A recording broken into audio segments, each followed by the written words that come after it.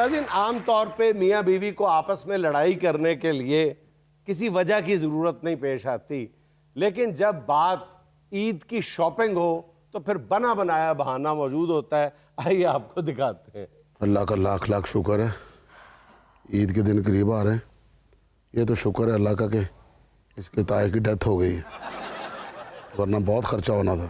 मेरा तो इन्हें कचूमर काट देना सी चीज़ां खरीद खरीद के। बैग कपड़े लै दिओ, ज्यूलरी लै दिओ, मैचिंग जुत्ती लै दिओ। इहो जिहियां औरतां होंदियां ਜਿਹੜੀਆਂ किन्नू भी मैच करके लेंदियां कपड़ियां दे नाल। मैं तो फ्रूट भी जो है वो मैच करके लेती हूँ। खाने पीने की चीज़ें भी मैच ना करे तो कपड़े अच्छे नहीं लगते। की बुड़ करी जाते हो, मुंह मूछ की बोली जा रहे हो? नहीं, बस ऐसे बैठे बैठे आँख लग गई थी। तबीयत ठीक है ਤੁਹਾਡੀ? आँख लगी थी, तुम्हें पता मुझे तो बोलने की आदत है। पता नहीं, मुझे दिमाग में नहीं है, अजीब पता नहीं कहाँ खोया हुआ था। मैं जो सोच रहा था तूने सुना तो नहीं? नहीं, मैंने तो नहीं सुना। शुक्र है। और वैसे भी आपकी सोच में कैसे सुन सकती हूँ? बिल्कुल सही कह रही हो। किसी की सोच का किसी दूसरे को बंदे को कैसे पता चल सकता है? लेकिन एक बात है, ये मियाँ बीवी का जो रिश्ता है ना, इसमें बंदा सोच भी सुन लेता है। बंदा सुन लेता है ना, शुक्र है बीवी नहीं सुनती। हाँ। हालांकि बीवी सुन लेती है, शुक्र है बंदा नहीं सुनता।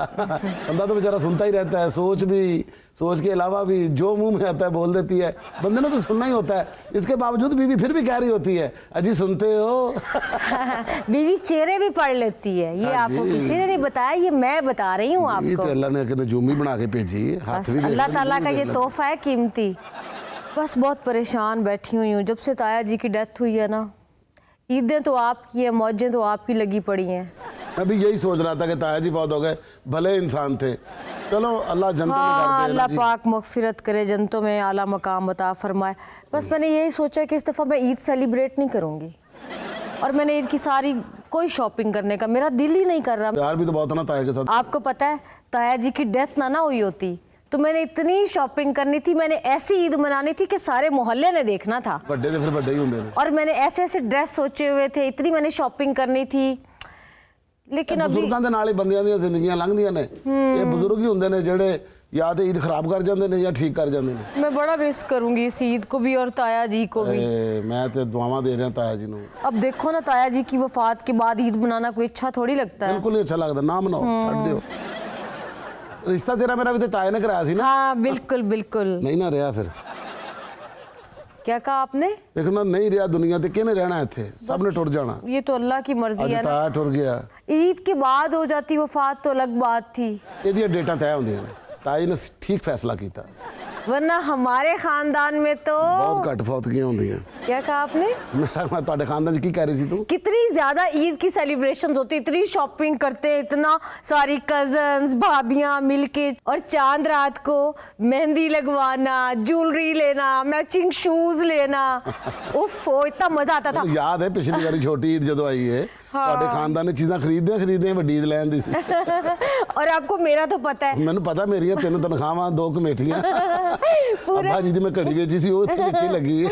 आपको पता तो है मेरा, फिर मैं तो पूरा रमजान शॉपिंग करती रहती थी, लेकिन इस बार मैं शॉपिंग नहीं करूंगी। शुक्र अल्लाह का। आपको पता है, बेशक हम ईद नहीं मना रहे, लेकिन फिर भी कुछ ना कुछ तो करना पड़ता है। मेरा तो दिल घबरा रहा, मेरा तो दिल बैठा जा रहा, मेरा तो बाहर निकलने तो दिल नहीं करता। मैंने ताया नजर नहीं ना आता, मैंने तो कुछ नजर नहीं आ रहा बस। लेकिन मुझे ताई जी नजर आती हैं। आपको पता है, ताई जी की, ये ताया जी के बगैर पहली ईद है, उनके लिए मुझे 2 सूट ले लेने चाहिए, उनकी बच्चियों के कपड़े लेने चाहिए, और ईद पे वो जो छोटे छोटे बच्चे हैं, भांजियां भतीजे, अब उन बेचारों को क्या पता है ताया जी की डेथ हो गई है। तो उन्होंने दसो ना। क्या बात कर रहे हैं आप? अब बच्चों को 2-2 हज़ार रुपया तो देना पड़ेगा, इसी में 25-30 हज़ार रुपया निकल पैसे नहीं है। पता कि बच्चों के दिमाग च होनी चाहिए है, साडे घर फौतगी हुई है, ऐਵੇਂ ना गुब्बारे पाड़ते फिरन किधर। आप मुझे ज्यादा बातें ना समझाए, हम बच्चों को ये बात नहीं कर सकते, बच्चों को तो ईदी देनी पड़ेगी ना। बच्चे भी अफसर टाइप ने लगता। और अब वो देखें, लंदन वाली बाजी 5 साल बाद घर आ रही है। हाँ जी हाँ जी हाँ जी। अब ईद पे मैं उसको खाली हाथ थोड़ी मिलूंगी। वो जो तेन खाली हाथ मिल रही है, तू भी खाली हाथ मिल रहा है। फौतगी तो जरूर तुझे एक दूसरे मतलब ताया दी गिफ्ट देने में। लो भला, अब वो पहले सदमे से 2-4 है और मैं उसको खाली हाथ मिलके और सदमा दे दूं? कैसी बातें करते हैं आप? जिंदगी दी पहली खतून है जिन्हें फौतगी दा गिफ्ट भी काट लिया। नहीं, मैं खाली हाथ नहीं मिलूंगी उसको। ना खाली हाथ नहीं, तू अपना हाथ च पिस्तौल ले गई। फिर मैं सोच रही हूँ उसको गोल्ड के टॉप्स दे देती हूँ। मैं कहा ताया जी तुहाडे मरे नहीं, उन्होंने मैट्रिक किया। और छोटी बाजी भी आ रही है दुबई से, सारियां ने इकट्ठे जहाज काट लेने, जो भी खाली हाथ ही आ रही है। नहीं, वो तो हमसे मिलने आ रही है। अच्छा मिलन वो भी आ रही है ना, तो मिलन तू भी जा रही है। भी तू लैके जाना, उन्होंने कुछ नहीं लैके आना। कैसी बातें कर रहे हो आप? वो कुछ लाए ना लाए उनकी मर्जी। भला अब इसमें तो आपकी बेइज्जती होगी ना, मैं खाली हाथ जाऊंगी तो। वो भी 2 साल के बाद अच्छा तो आ रही ऐसा है। नहीं, मेरी बेइज्जती वेख, मैनू कुछ नहीं होता, मैं ऐसा नहीं एवं ढेठांगो फिरी जावांगा उते। मैं आपकी बेइज्जती नहीं होने दूंगी। आपकी साली है, बहनें आपकी, आपको तो बल्कि ज्यादा करना हाँ, चाहिए। सालियां भैणां ने जिहड़ियां मेरियां भैणां वो मेरे नाल लड़ी। पहले हम ईद नहीं मना रहे, ऊपर से आप इस तरह की बातें कर रहे हो। मना रही, मैं दाढ़ी नहीं मनाण डिया। पहले मैं इतनी दुखी हूँ। बंदा कटिया फ्रूट लैके जांदा, तू टॉप्स लैके जान डई। लो, और आपको पता है दुबई वाली बाजी का बेटा यूपी भी साथ आ रहा है। 5 साल का हो जाएगा ईद वाले दिन वो। उसकी बर्थडे है।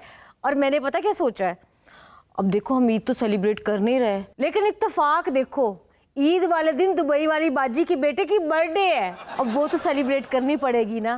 ताए ने भी नहीं सी पता कि बच्चे की बर्थडे खराब हो जानी। मैंने ये सोचा है, बल्कि मैंने उनको कह दिया है। मैंने कहा बच्चे की बर्थडे तो हम सेलिब्रेट करेंगे। ताया भावें रोसदा रुसे। मैंने बाजी को बोल दिया कि भाई बच्चे की खुशी तो हम करेंगे। अच्छा। इसलिए किसी अच्छे रेस्टोरेंट में बारबेक्यू डिनर दूंगी मैं उनको। नहीं तो घर ही कर लो, तो ताए को बड़ा पता लग जाना।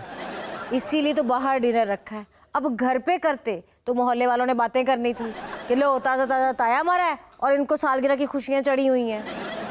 देख लें। ठीक है, देख लेने। आप फिक्र ना करें, डिनर मैंने इतना एक्सपेंसिव रेस्टोरेंट में नहीं रखा। बस 55,000 में हो जाएगा सारी फैमिली का। और इतने से पैसों में बाजी खुश हो जाएंगी कि मेरे बेटे की बर्थडे हो गई। हाँ, ताया भी खुश हो जाएगा। और केक हम जाते हुए ले जाएंगे।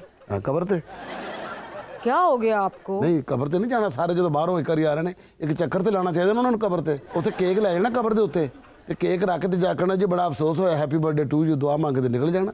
भाई कबर पे तो ईद के दूसरे दिन जाएंगे ना, वहाँ पे 4 देंगे हम दे देंगे ठीक है, अपनी तरफ से। वो पहले दिन होटल चले जावांगे, दूसरे दिन कबर ते चले जावांगे। अपना होटल का बिल तो मैं दे देंगा, कोई कबर का बनया तो लाला साहब जरा। एक तो मैं ईद सेलिब्रेट नहीं कर रही, ऊपर से आप मुझे इतनी बातें सुना रहे हैं। मैं क्या गल सुन, जिथे इन्ना जो सैलीब्रेट कर रही है तू ईद भी सैलीब्रेट कर लै, कुछ नहीं होंदा। अगे जाके ताए नाल आप गल कर लांगा। ताए तो मरते रहते हैं, ताए तो आन जाने वाली चीज़ ने। ये ताया अज गया कल वापस आया, ये ताए अपना कोई रोज़ थोड़े ही मिलते हैं। मेरा ताया बीमार रहिंदा, उन्हें मेरे ताए ने जो मरना ना, मैं अपने ताए के कान च कह देंगे ये ताए नूं जाके समझा दें। नाज़रीन, ये था आज का देशमुख का चलते चलते आज की पुरहिकमत बात ये कि अल्लाह रब्बुल इज़्ज़त ने दिमाग को दिल से ऊपर इसलिए बनाया है कि हमेशा जज्बात अकल के ताबे रहने चाहिए। खुश रहें, खुश रखें। आपसे मुलाकात होगी इंशाअल्लाह अगले हफ्ते। अल्लाह हाफ़िज़।